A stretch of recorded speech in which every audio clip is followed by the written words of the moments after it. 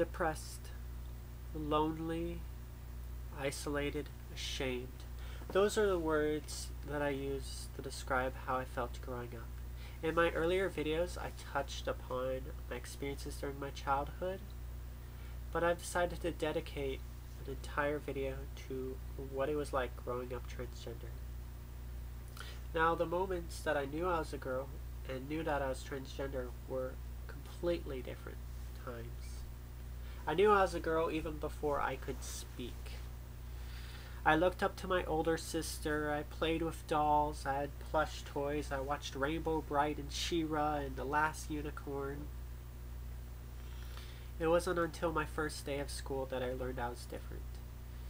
And when you're little, being different was not a good thing. I remember the exact moment that my world fell into two. I saw this one girl and she had this really cute dress, and I was wondering, why didn't I own anything like that?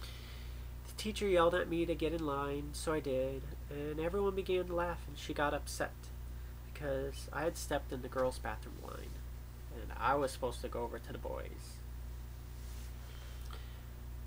My three friends I had growing up were books, video games, and my imagination.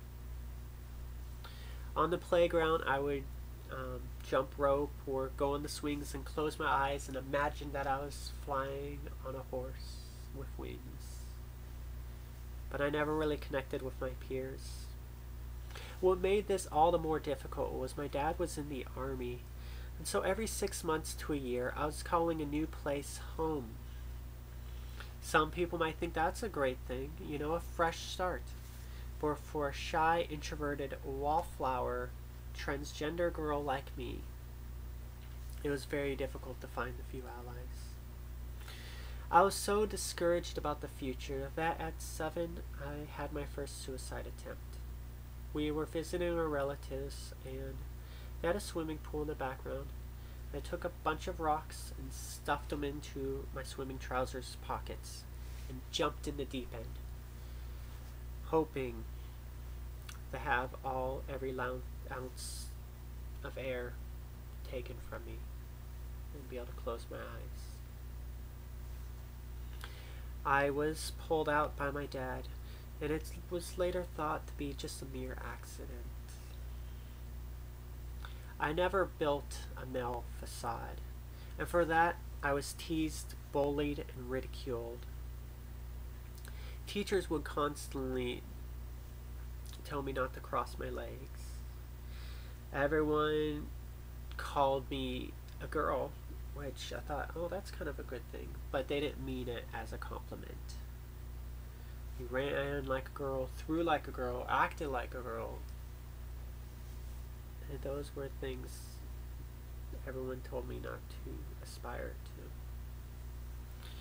My parents tried to get me into sports, and when I was playing soccer, the ball hit me down there. I didn't really feel anything. I didn't notice anything. And everyone's like, a jar. And then the laughter began. Maybe you don't have a, thing down there. And I kind of liked the idea. Somebody called me a girl, and and then I realized, so that's probably not the reaction I should have. So I was like, oh, ow. Oh, woe is me. I had played a game where I would magically get turned into a girl. And that was one of my imagination games. I would hang out with friends' sisters more than friends. All the while I was really hurting deep inside. I remember everything getting much more difficult when I went to junior high and high school. By this time I had a few female friends, and I should note that I was living in Texas. So they had the girls' gym and the boys' gym, and the girls did ribbon twirling and volleyball and deflated basketball, And guys did flag football and weightlifting and non-deflated basketball playing. And I would always go over to the girls' side to chat with some of my friends, and we would bounce the basketball back and forth to each other, occasionally making a shot so it looks like we are doing something, just talking gossip, movies, whatever. And I would get yelled at to go over back to the guy side. And started becoming established that guys and girls can only hang out with each other if they were dating. So then I pretty much lost all my female friends.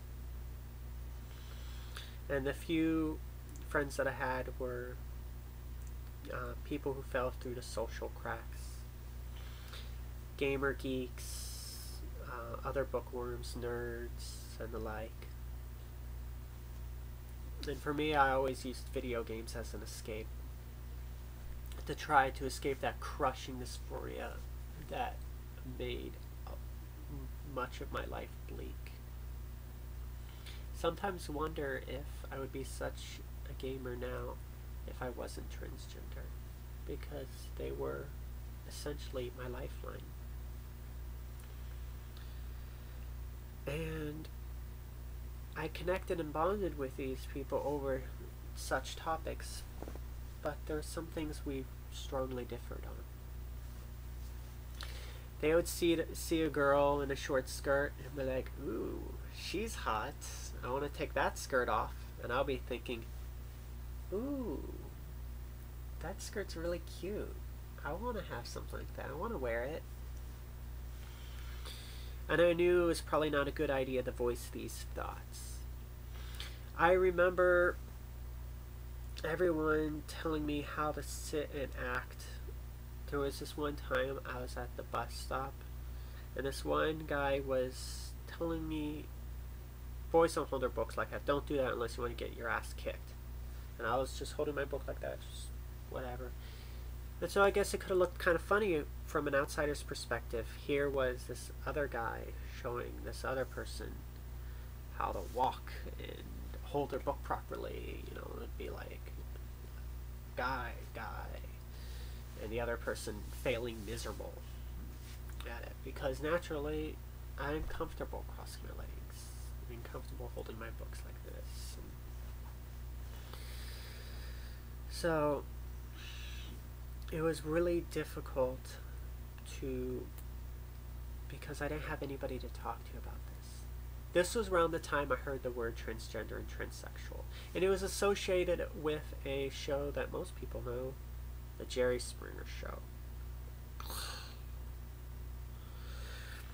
And on the show, I was horrified because I didn't connect with any of these people up here.